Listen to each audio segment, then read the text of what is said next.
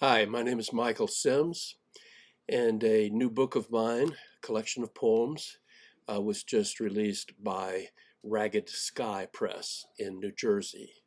It's called American Ash.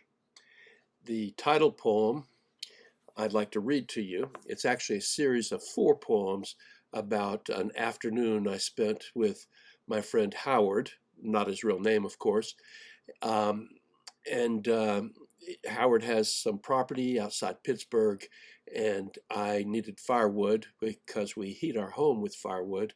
And he had a lot of dead ash trees there, which he had cut down and split. And so this is about the afternoon I spent with Howard. Howard was a Vietnam vet. American Ash. The veteran. Beside the barn, a huge stack of logs cut and split with imperfect symmetry, and Howard, his bald head like a bullet, is in his undershirt.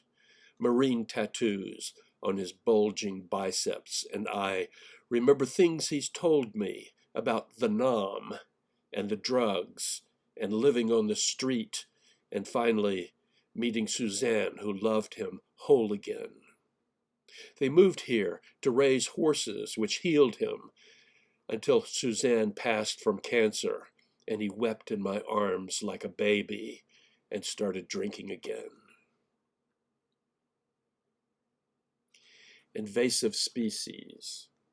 Howard says, "Back up your truck. We'll load her up."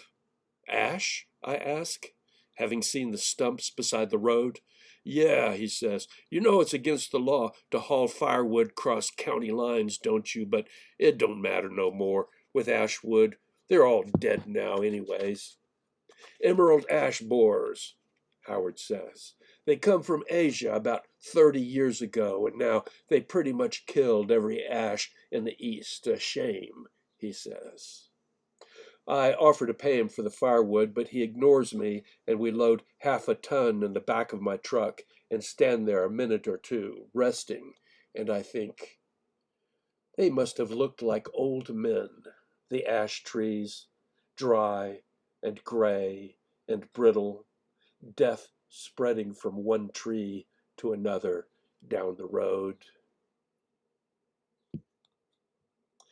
Abandoned tractor.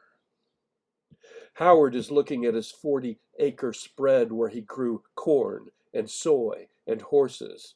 It's mostly scrub now. He kept the mule that reminds him of him, and a few of the horses, too old to sell. He hasn't the heart to kill them.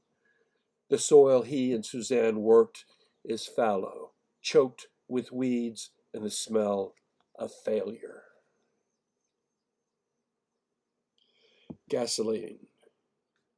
Old warriors rarely say anything about people they killed or horrors they saw. Instead, they talk about the fun stuff of war, the killer weed, and the mama-san they spent a weekend with. Or maybe the strange feeling of stepping off the plane in Dulles, having misplaced their lives and now living someone else's. Once, when he was drinking, Howard told me how he watched 17 Vietnamese children mistakenly machine gunned by our own choppers. And Howard and his buddies were ordered to pile the bodies, pour gasoline over them, and light them on fire.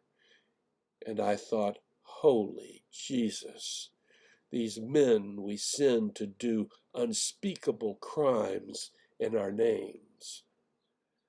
Bury that shit real deep where no one can ever find it.